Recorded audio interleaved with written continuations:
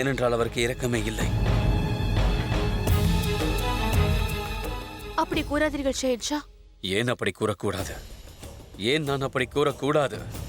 நான் வாழ்நாள் முழுக்க அல்லாவை நம்பிக்கொண்டு அவர் மீது நம்பிக்கை வைத்துக் கொண்டு வந்திருந்தேன். தினமும் நமாஸ் செய்து வந்தேன். அவர் பேரில் தான தர்மம் செய்து வந்தேன். நீங்களும் உங்கள் கண்ணனுக்கு தினமும் பூஜை செய்கிறீர்கள், வணங்குகிறீர்கள். இப்போது என்னவாயிற்று? அல்லாஹ் என்ற சக்தியே இந்த உலகத்தில் இல்லை, பகவான் என்று யாருமே இல்லை. அப்படி இருந்திருந்தால் இப்படி ஒரு துயரத்தை என் மக்களுக்கு கொடுத்திருக்க மாட்டார்கள் ஜோதா பேகம். அதனால் இவருக்கு பூஜை செய்வதை நிறுத்திவிடுங்கள். அவர் முன்பு கை ஏந்தி எதையும் வேண்டாதீர்கள். ஏனென்றால் அவரிடம் எதுவும் இல்லை. பிறகு எப்படி நீங்கள் கேட்பதை அவர் கொடுப்பார்? ஷேன்ஷா,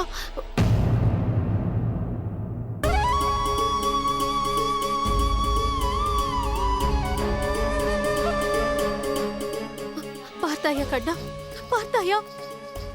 ஷெஹன்ஷாவின் மன கஷ்டத்தை பார்த்தாயா? அவருக்கு உன் மீது இருந்த நம்பிக்கை இல்லாமல் போய்விட்டது. நீ ஏதாவது செய்ய வேண்டும். எனக்காக ஒரு வழி காட்டு கண்ணா. நான் என் மக்களுக்கு உதவி செய்ய வழி காட்டு. அப்படியாவது மக்களின் நம்பிக்கையை நாங்கள் காப்பாற்ற வேண்டும். எனக்கு ஏதேனும் வழி காட்டு கண்ணா, வழி காட்டு. அன்னையே,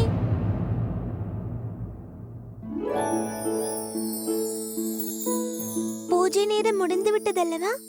எனக்கு கதை சொல்லும் நேரம் வந்து விட்டது.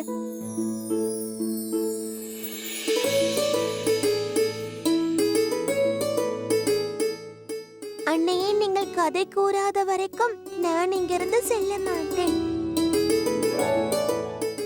சரி கூறு. நான் உனக்கு என்ன கதை கூற வேண்டும்? நேற்று ஒரு கதையை பாதியிலேயே நிறுத்தி விட்டீர்கள். அதை இன்று முடித்து விடுங்கள். விட்ட இடத்திலிருந்து கூறுங்கள். திடீரென்று புயல் வந்தது என்று கூறினீர்கள். நாலா பக்கமும் தண்ணீர் வந்தது என்றீர்கள். பிறகு என்னவாயிற்று? பகவான் ஸ்ரீ கிருஷ்ணர் அனைவருக்கும் உதவி செய்ய முடிவெடுத்து விட்டார். அவர் தன்னுடைய இந்த சுண்டு விரலால் கோவர்தன மலையையே தூக்கினார். அனைவரையும் மழையிலிருந்து அவர் காப்பாற்றினார். சுண்டு விரலால் மலையை தூக்கினாரா?